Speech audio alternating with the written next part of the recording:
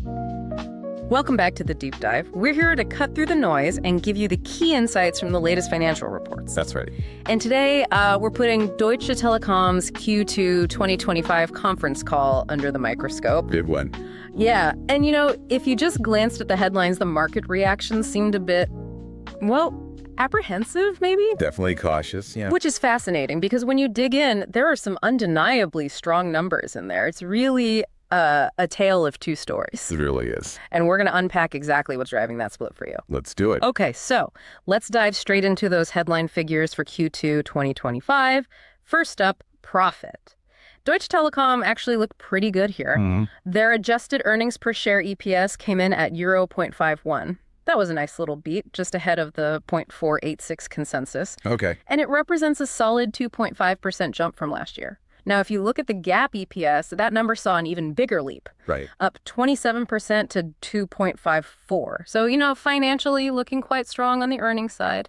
Definitely a positive start there. But revenue painted a slightly different picture. It landed at 28.67 billion. Okay. Which was just a fraction under the 28.76 billion analysts were expecting. A slight miss. Just a touch. Yeah, but, don't let that small miss totally overshadow things. Reported revenue still grew 1.0% year over year. Which is still growth. Exactly. And maybe more importantly, if you look at it organically, stripping out currency effects and whatnot, revenue actually expanded by a pretty healthy 4.0%. That organic number is key. Shows underlying demand. Definitely. Now, moving to profitability, their adjusted EBITDA after leases AL, that key cash flow measure that increased 1.7% year over year, hit nearly 11 billion. And that pushed their margin up 30 basis points to a really robust 38.4%. Healthy margin improvement. Very healthy. And net profit, also very strong, up 25.2% to 2.615 billion. Wow. Okay. Big jump there. Big jump. But here's where things get a little more, let's say, nuanced. Free cash flow AL for just the second quarter. That actually saw a dip. Yeah, down 6.7% compared to Q2 last year. However, if you zoom out and look at the first half of 2025. The bigger picture. Right. Free cash flow AL showed really powerful growth. It surged 17.8% to over 10.5 billion for the half year. Okay, so a timing thing perhaps in Q2. Could be. And then there's the point that really grabbed a lot of attention.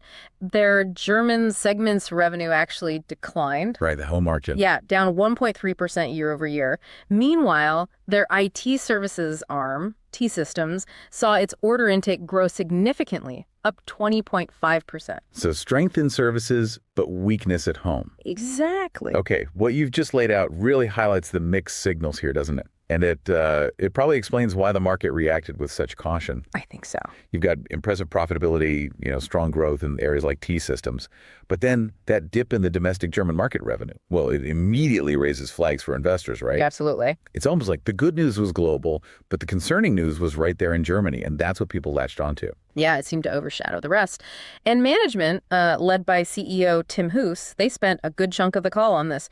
They're adamant their flywheel strategy is working. Mm-hmm. Especially their focus on value over volume in Germany. But then you look at German broadband, and that seems to be a major pain point right now. It does. They reported losing 20,000 broadband lines in Germany during Q2. That's a noticeable loss. It is noticeable. And this value over volume approach, well, it's a calculated risk, isn't it? Feels like it. They're consciously letting go of perhaps lower spending customers or customers in highly competitive areas, betting that the higher average revenue per line, the ARPL, will ultimately make their big fiber investments more profitable down the road. Right. But for now, it's clearly causing these short-term subscriber losses. And the question for investors is always, how long can you manage that decline before it really starts to erode confidence in your home market share?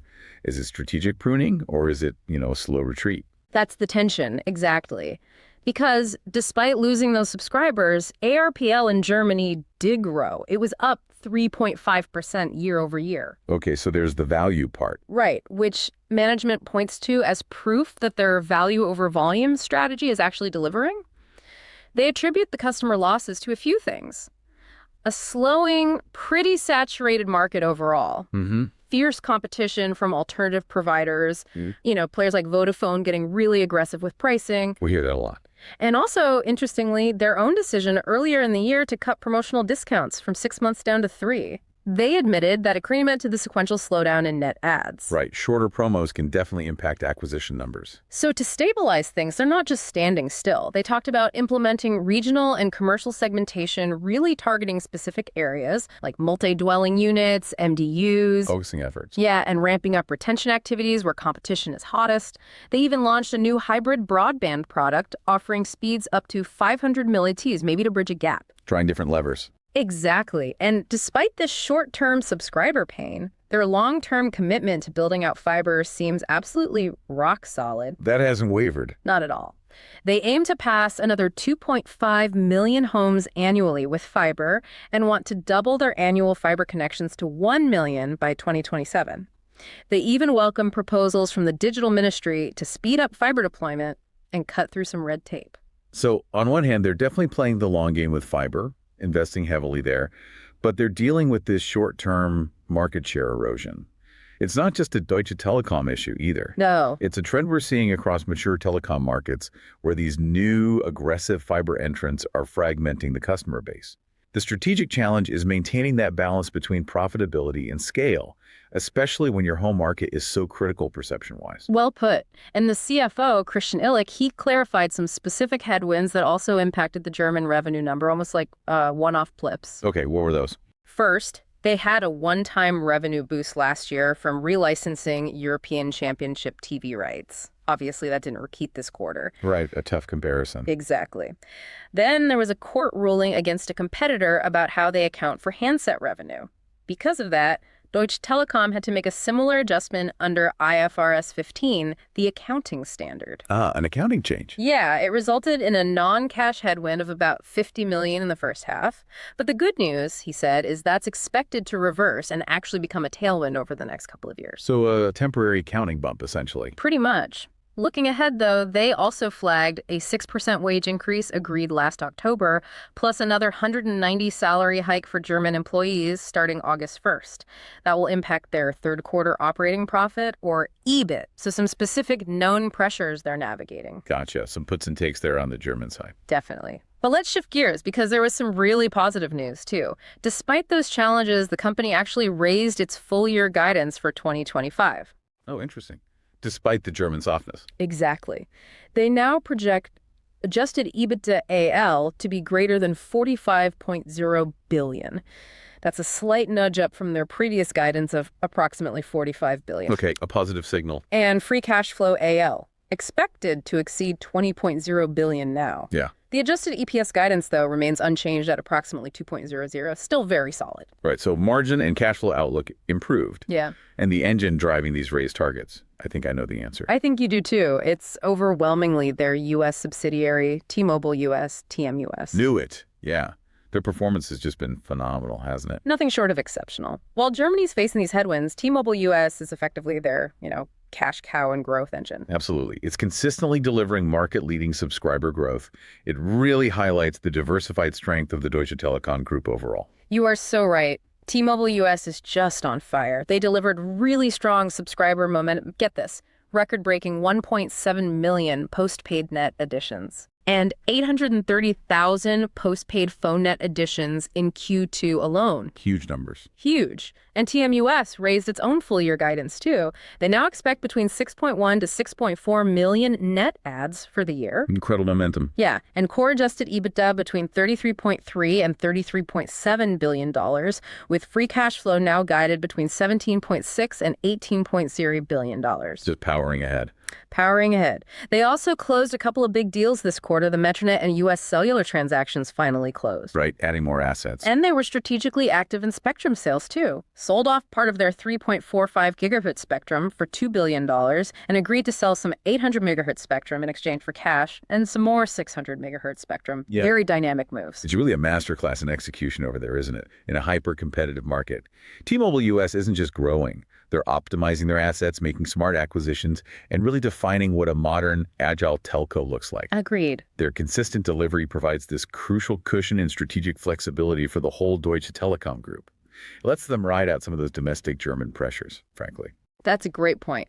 Now, another big strategic focus for the entire group is artificial intelligence and digital transformation. Ah, yes. AI.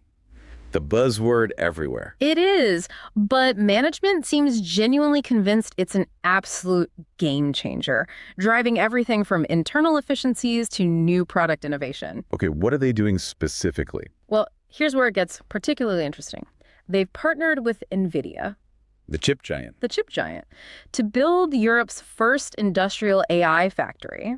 They expect initial deployments of NVIDIA GPUs in Q1 next year. Wow, an AI factory. That sounds ambitious. It does. And significantly, this AI gigafactory, as they call it, is likely an off-balance sheet investment. Ah, so it won't immediately load up their debt? Exactly. Offers flexibility, maybe attracts other investors without direct balance sheet pressure. Smart structuring. Very interesting. Internally, they're already deploying AI tools. There's one called AskT, apparently used by 30% of German employees already, and rolling out elsewhere. Okay, internal efficiency. Big time. Their chat and VoiceBot, Fragg Magenta, deflected a massive 1.6 million calls in just the first half of 2025. 1.6 million. Yeah. That's huge. Yeah, saving an estimated 133,000 call agent hours. And get this, AI-created lines of code have now reached 10% of their total code base. Wow. AI is actually writing their software now. Significant integration. They're also launching an AI phone across Europe and seeing growth in their Magenta Moments rewards program. Plus, on the policy side, they're actively seeking EU support for a Germany-based AI data center, really pushing that European digital sovereignty angle. This isn't just, dabbling in AI then. This sounds like a comprehensive, multi-pronged strategy. Feels like it. They're targeting cost savings. You mentioned potential savings in the U.S., right? Something like $800 million by 2027 from AI in U.S. operations alone. That's the number they mentioned. Alongside pursuing new revenue streams and trying to fortify Europe's digital independence, it really does sound like a cornerstone of their long-term flywheel strategy, embedding AI everywhere. The ambition is definitely clear. Absolutely. Okay. Shifting slightly to capital allocation. Net debt actually decreased by $2.7 billion in Q2. Oh, good news on the debt front. Yeah, bringing their leverage ratio, basically debt relative to earnings, down to a strong 2.51, including leases. That's a healthy balance sheet. Gives them plenty of financial wiggle room. Flexibility. Though they did say it's expected to tick up slightly in Q3 because of those Metronet and U.S. cellular deals finally closing. Makes sense. Acquisition costs. Right. They also highlighted some significant future tax benefits coming down the pike. Bonus depreciation in the U.S. T-Mobile expects about $1.5 billion just in 2026 from that. That's a nice cash flow boost. Huge. And also German accelerated depreciation and corporate income tax reductions estimated to provide around $500 million in pre-cash benefits between 2026 and 2028. Real tailwinds to cash flow later on. Okay, good visibility on those future benefits. Yeah. And regarding potential market consolidation in Germany, management acknowledged the market is fragmented, but also pointed to the restrictive antitrust regime. Always a hurdle in Europe. Always. But they said they're open to exploring fixed-line market consolidation if the price is right, reasonable prices, and also collaboration on passive infrastructure. So, thinking strategically there. Keeping options open. They also acknowledged SoftBank's ongoing sales of its T-Mobile U.S. stake. DT views the increased free float as, positive for its own shares. They didn't buy any of those SoftBank shares because DT itself is currently a seller in the market through its own share buyback program. Right, makes sense. They wouldn't buy while selling. And finally, the CEO dropped a little hint, teased a significant new partnership in Germany to be announced this current quarter, aimed at utilizing existing infrastructure. Ooh, intriguing. Something to watch for. Definitely something to keep an eye on. Okay, so stepping back, we have this clear divergence, don't we? The market's immediate reaction, that 5% share price drop on the day, clearly focused on the short-term stuff. The German revenue decline, the broadband losses. It really highlights how sensitive investors are to those immediate domestic subscriber trends. Very sensitive. However, you have analysts, like from Berenberg and Deutsche Bank, maintaining buy ratings. That signals they're taking a longer-term view, looking beyond the immediate noise. Right. It's that classic battle, isn't it? Between what the market sees right now versus what management is trying to build for later. Absolutely. And the broader industry context really reinforces that long-term play, I think. You see EU telcos across the board intensifying their focus on AI, on edge computing, on those big fiber build-outs. It's the direction of travel. It is. And Deutsche Telekom's AI cloud initiative, that NVIDIA partnership, it positions them firmly within those strategic trends. They're aiming to leverage their existing 5G and fiber pipes for totally new revenue streams, moving beyond just being, a traditional connectivity provider. Precisely. And that sustained cash generation, which, let's be honest, is heavily influenced by T-Mobile US. Hugely. That provides the essential capital for these ongoing investments. And maybe future share buybacks, too. The relatively low leverage ratio offers that financial flexibility you mentioned. Yeah. But investors, they're going to be watching closely for execution, right? Can they actually stabilize that German fixed-line customer churn? Can they drive that promised fiber ARPU uplift? Will T-Mobile US keep delivering its stellar performance? And critically, what milestones will they actually hit for that ambitious AI, cloud, and data center plan? Those are the key catalysts, absolutely. Execution is everything now. All right, let's pivot to our This Is Not Financial Advice segment. Time for a little thought experiment. Okay, let's hear it.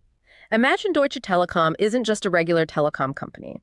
Imagine it's actually a deeply undervalued digital infrastructure and, dare I say, AI powerhouse hiding in plain sight. Ooh, okay. Bold premise. Our outrageous but plausible idea. A synthetic AI telco long straddle, kind of. You go long on Deutsche Telekom's equity. Okay, the long side. Right. The market, in its immediate reaction, is way too fixated on those short-term German broadband losses.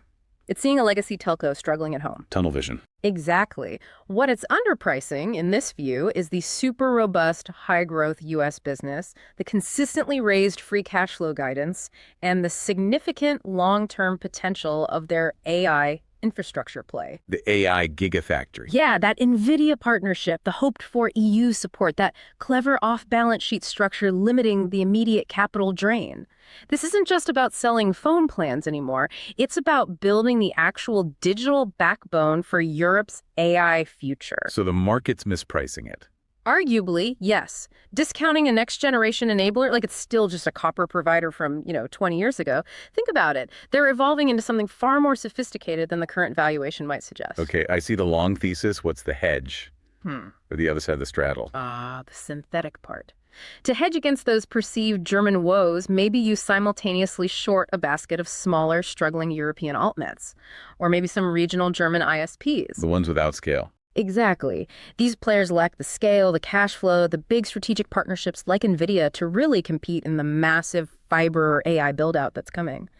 As DT and others push for easier regulation around fiber connections, these smaller guys could face even more pressure. So while DT's German turnaround might take time, the real potential alpha, the thing the market is missing, could be that AI gigafactory. It's a play on the transition from traditional telco to next-gen digital infrastructure enabler. Interesting. Playing the giant against the minnows, fueled by the AI potential, definitely fits the outrageous but plausible bill. That's the idea. So just to recap then, Deutsche Telekom's Q2 2025 results, they really present this fascinating dichotomy. They really do. Robust growth, raised guidance, primarily driven by that powerhouse U.S. segment and these incredibly promising AI initiatives. But that's set against a challenging domestic German market where they're very consciously shedding volume for value. The company seems committed to its long-term fiber strategy and that value focus in Germany, while at the same time planting these really significant strategic stakes in the burgeoning AI cloud space. And that market reaction, that initial drop, it just highlights the investor sensitivity to those immediate domestic subscriber trends. You can't ignore them. Yeah. But if you look beneath the surface, the underlying story points to this cash-rich company that is actively, deliberately pivoting towards these next-generation digital platforms. The long-term strategic execution on all these fronts, Germany, U.S., AI, that's going to be absolutely key for their future valuation. Well said. And remember, everyone, this discussion is purely for informational purposes. It is absolutely not financial advice. Definitely not. All investment decisions carry risk, and you can always make them in consultation with a qualified financial professional. Please do. We really appreciate you tuning into the deep dive. Don't forget to send us your feedback, your questions. We love hearing from you. We do. And we look forward to our next deep dive into the numbers. Goodbye.